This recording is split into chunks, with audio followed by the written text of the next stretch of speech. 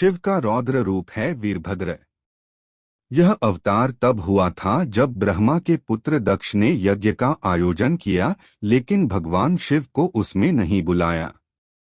जबकि दक्ष की पुत्री सती का विवाह शिव से हुआ था। यज्ञ की बात ज्ञात होने पर सती ने भी वहां चलने को कहा, लेकिन शिव ने बिना आमंत्रण के जाने से मना कर दिया। फिर भी सती जिद कर अकेली ही वहां चली गई। अपने पिता के घर जब उन्होंने शिव का और स्वयं का अपमान अनुभव किया तो उन्हें क्रोध भी हुआ और उन्होंने यज्ञवेदी में कूदकर अपनी देह त्याग दी।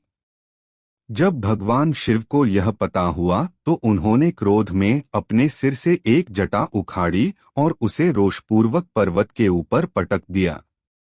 उस जटा के पूर्व भाग से महाभयंकर वीरभद्र प्रकट हुए। शास्त्रों में भी इसका उल्लेख है।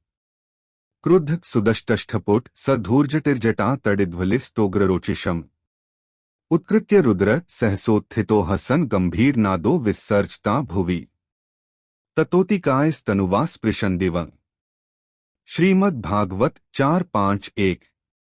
अर्थात सती के प्राण त्यागने से दुखी भगवान शिव ने उग्र रूप धारण कर क्रोध में अपने होंठ चबाते हुए अपनी एक जटा उखाड़ ली, जो बिजली और आग की लपट के समान दीप्त हो रही थी।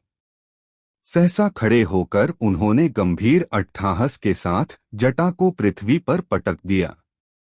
इसी से महाभयंकर वीरभद्र प्रकट हुए। भगवान शिव के वीरभद्र अवतार का हमारे जीवन में बहुत महत्व है। यह अवतार हमें संदेश देता है कि शक्ति का प्रयोग वहीं करें जहां उसका सदुपयोग हो। वीरों के दो वर्ग होते हैं, भद्र एवं अभद्र वीर। राम, अर्जुन और भीम वीर थे। रावण, दुर्योधन और कर्ण भी वीर थे, लेकिन पहला भद्र सभ्य वीर वर्ग और दूसरा अभद्र असभ्य वीर वर्ग है। सभ्य वीरों का काम होता है हमेशा धर्म के पथ पर चलना तथा निसहायों की सहायता करना। वहीं असभ्य वीर वर्ग सदैव अधर्म के मार्ग पर चलते हैं तथा निशक्तों को परेशान करते हैं। भद्र का अर्थ होता है कल्याणकारी। अत वीरता के साथ भद्रता की अनिवार्यता इस अवतार से प्रतिपादित होती है।